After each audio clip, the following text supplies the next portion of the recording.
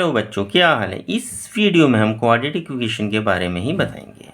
क्या दे रखा है क्वाड्रेटिक इक्वेशन के बारे में।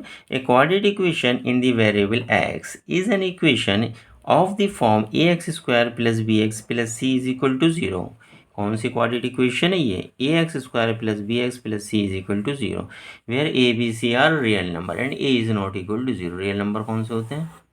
0 से शुरू करते हैं। 0 भी होता है, 1 भी होता है, 2 भी होता है, -3 भी होता है, -1/2 भी होता है, √2 भी होता है और √6 भी होता है। √9 नहीं होता, √9 फिर अगेन वो बन जाएगा, तो √9 भी लिख सकते हैं। √9 इज इक्वल टू 3। ये हमारी क्या होगी क्वाड्रेटिक इक्वेशन है जिनमें ax² + bx + c की फॉर्म में होना चाहिए। ठीक है, कोई भी हम इक्वेशन ए कौन से हैं इसमें वैल्यू पुट कर लेते हैं।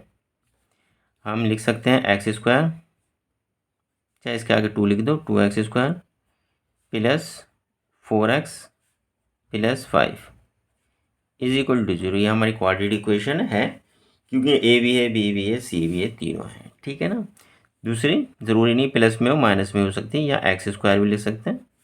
-2x + 1 इज इक्वल टू 0 ये क्वाड्रेटिक इक्वेशन है। तीसरा इसमें दे रखा है A B C are real number. ठीक है ना, A B C are real number यानी कि ए क्या है हमारा 0। यहाँ पे लिख रहा है A is not equal to 0। ठीक है ना, तो बी और सी 0 हो सकते हैं। हम बी को सी को हम 0 कर देते हैं, तो हमारी इक्वेशन क्या बन जाएगी।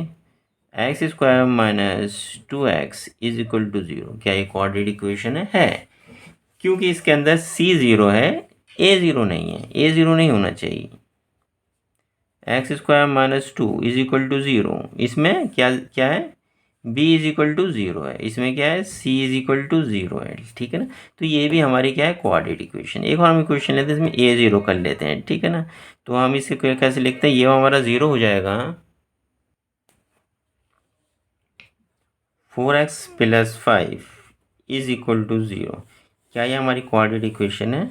नहीं है, क्योंकि इसमें क्या है, a क्या है 0 की इक्वल है, तभी तो हमारा x² यहाँ पे गायब हो गया। तो हमारी क्वाड्रेटिक इक्वेशन में सबसे पहले हमारा क्या होना चाहिए, x² होना चाहिए। ठीक है ना, ये x² + 2x + 1 is equal to 0। ये हमारी क्या है क्वाड्रेटिक इक्वेशन है।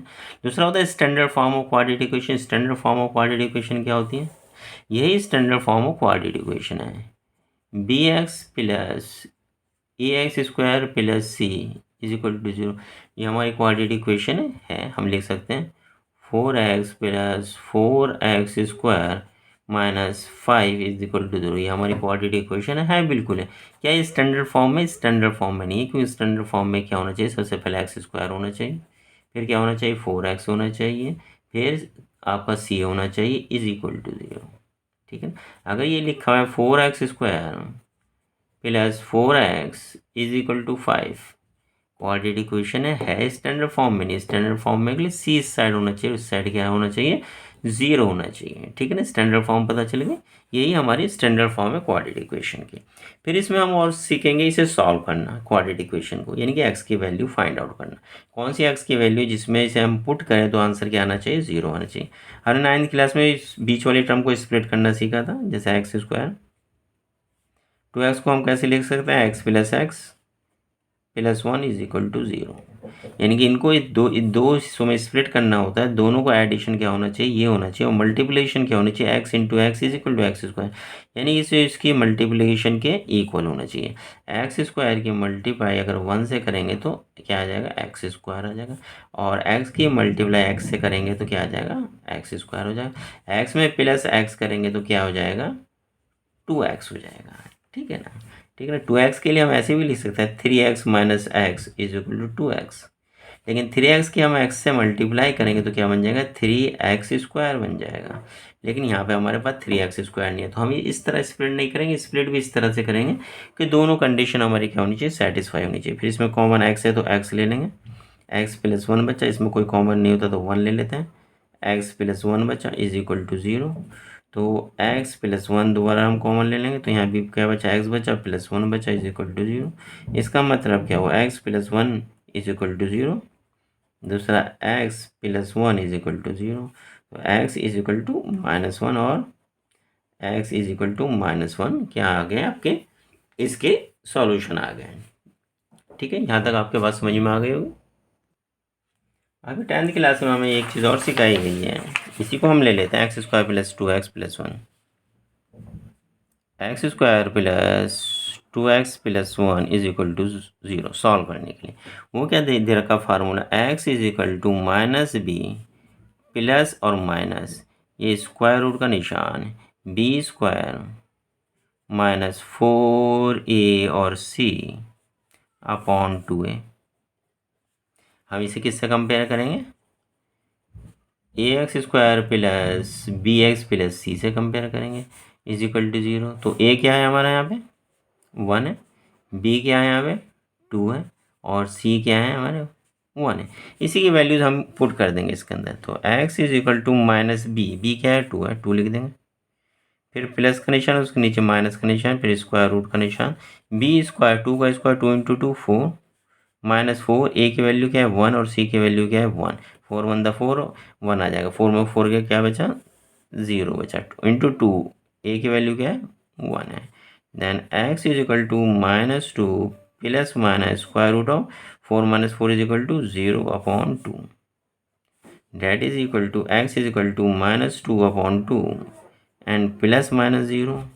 तो x = -1 प्लस 0 या x = -1 - 0। सो x = -1 या x = -1। वही हमने स्प्लिट करके करा था, तब भी x की वैल्यू -1 और -1 आती।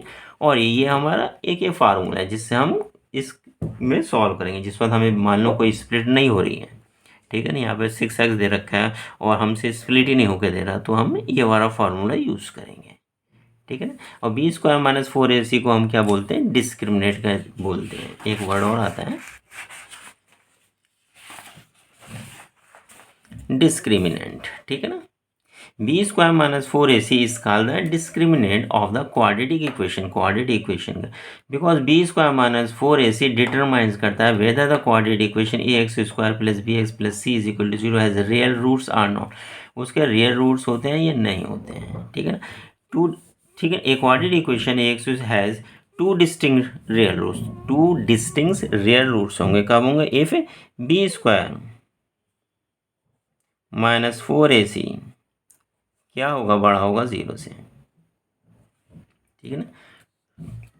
टू इक्वल रियल रूट्स कब होंगे, b² - 4ac क्या होगा इज इक्वल टू क्या होगा 0 होगा।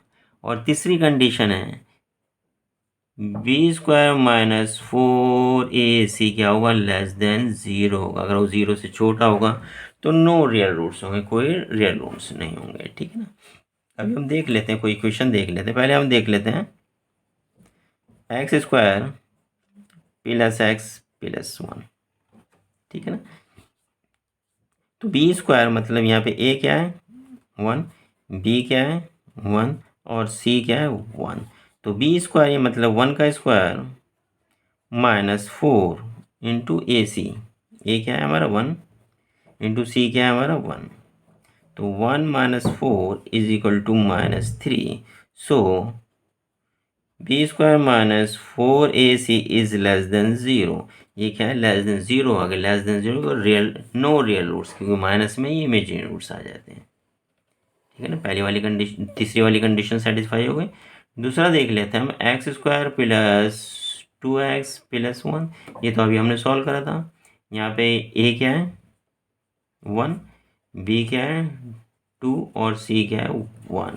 तो b² यानी कि 2 का स्क्वायर -4 इंटू 1 इंटू 1, 4 - 4 = 0। सो b² - 4ac = 0, b² - 4ac = 0। Two equal real roots अभी निकाले थे ना, टू इक्वल रियल रूट्स, ये x = -1 एंड x = -1, ठीक है ना। तो ये हमारी किस शायद है b² - 4ac से। तीसरी कंडीशन देख लेते हैं, एक कंडीशन और है, एक और इक्वेशन ले लेते हैं। x² या क्या 1 लिखा था 2 लिया था 4 लिया, x² + 4x + 1 = 0 लिखेंगे तभी हमारी क्या है इक्वेशन है। तो b² - 4ac b² क्या है हमारा 4 स्क्वायर, 4 का स्क्वायर,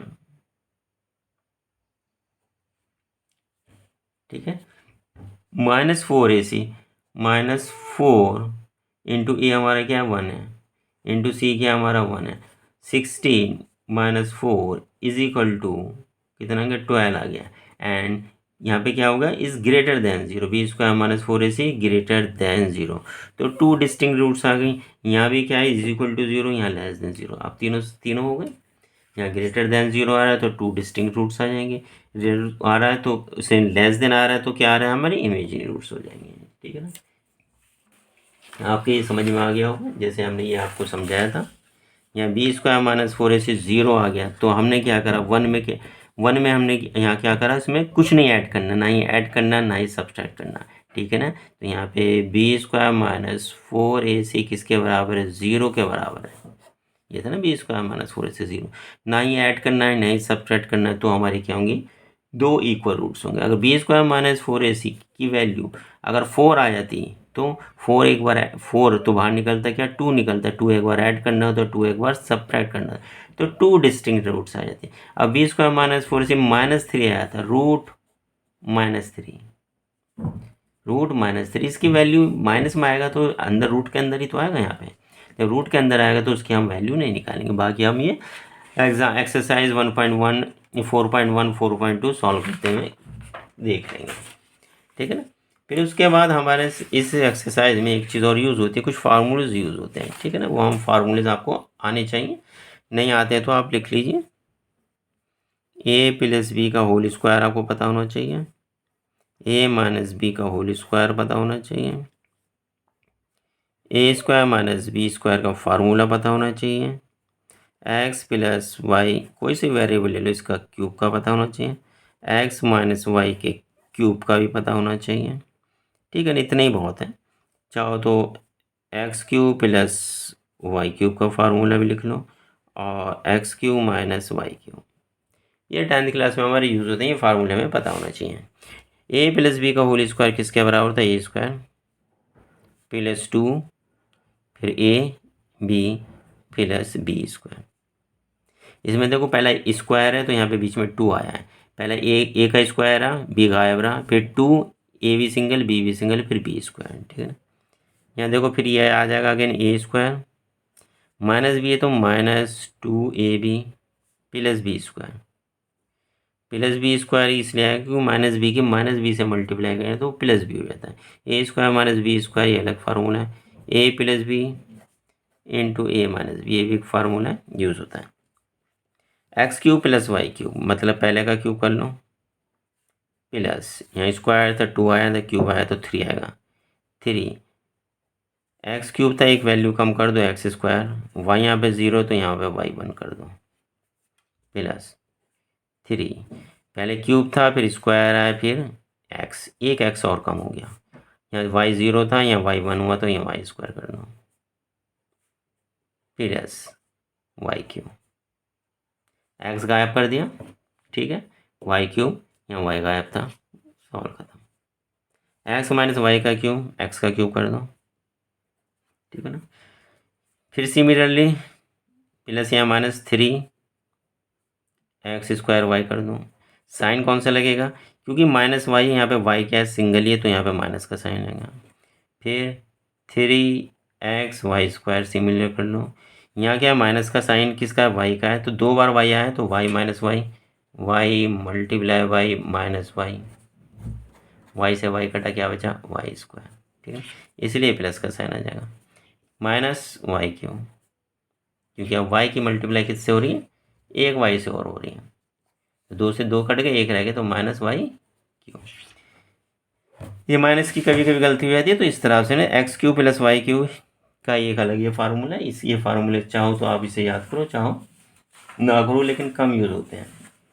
ठीक है, इसमें x + y लिख लो मल्टीप्लाई x² - xy + y², और ये x - y लिख लो, माइनस है तो -y लिख लो, x² + xy + y²। ठीक है ना, फैक्टराइजेशन में तकरीबन यही फार्मूले यूज़ होंगे, ठीक है ना। फार्मूले हमें सारे याद होने चाहिए, और भी फार्मूले, लेकिन ये फार्मूले कम से कम इस एक्सरसाइज के लिए क्लास 10th के लिए आप याद कर लीजिए। ओके, लाइक एंड सब्सक्राइब ज़रूर करिएगा। Thank you very much.